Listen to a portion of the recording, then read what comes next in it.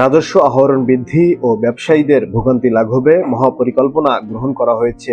এখন অনলাইনে যেকোনো স্থান থেকে আয়কর রিটার্ন জমা সহ সব ধরনের সেবা পাওয়া যাবে। শুধু বছরের একটি সময় নয়, বছরের যেকোনো সময় এখন আয়কর রিটার্ন জমা দিতে পারবেন করদাতাগণ। এর ফলে অডিট সিস্টেমও অটোমেটেড হবে। এতে কোনো করদাতাকে আর ফাইলের সমস্যা বলে কোনো কর্মকর্তা নিজ দপ্তরে ডেকে হয়রানি করতে পারবেন না। বৃহস্পতিবার নগরীর একটি অভিজাত হোটেলে 2025-26 অর্থ বছরের প্রাক বাজেট আলোচনা সভায় আভ্যন্তরীণ সম্পদ বিভাগের সচিব ও জাতীয় রাজস্ব বোর্ডের চেয়ারম্যান মোহাম্মদ আব্দুর রহমান এসব কথা বলেন।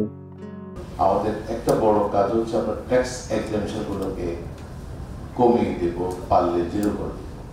এটা যদি করতে পারি তাহলে আমি যে পরিমাণ রেভিনিউ ছেড়ে দিচ্ছি যারা এখানে বিজনেস করে, আমি কিন্তু অন্যদিকে আপনাদের রেটগুলোকে কমাতে পারবো এবং আপনাদের উপর যে অতিরিক্ত চাপ অথবা আমি আর বাড়াবো সেটা আমরা করতে পারবো ওই দিকে।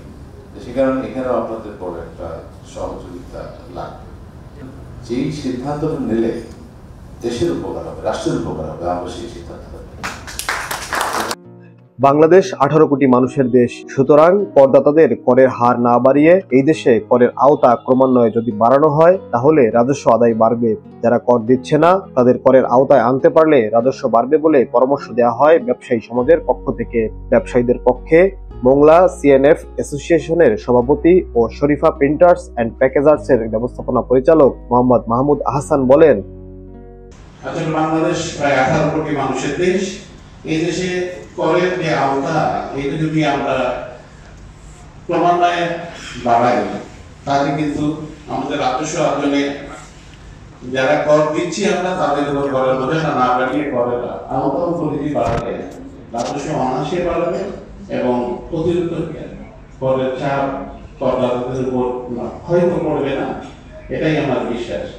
খুলনা কর অঞ্চলের কমিশনার শ্রাবণী চাকমার সভাপতিত্বে স্বাগত বক্তৃতা করেন খুলনা কাস্টমস, এক্সাইজ ও ভ্যাট কমিশনার সৈয়দ আতিকুর রহমান। এ সময় আয়কর আইনের নানা বিষয়ে বক্তব্য প্রদান করেন জাতীয় রাজস্ব বোর্ডের সদস্য AKM বদিউল আলম এবং ভ্যাট আইনের নানা বিষয়ের উপর বক্তব্য প্রদান করেন জাতীয় রাজস্ব বোর্ডের সদস্য ডক্টর মোহাম্মদ আব্দুর রউফ।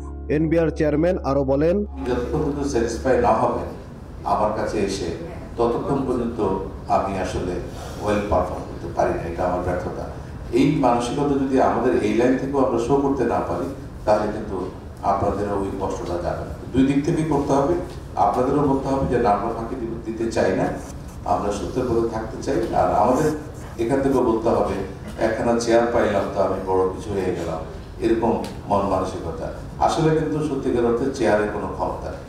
ক্ষমতাগুলো সবকিছু আইন, কানুন, বিধি, বিধান করার সবকিছু জায়গায় লেখা আছে।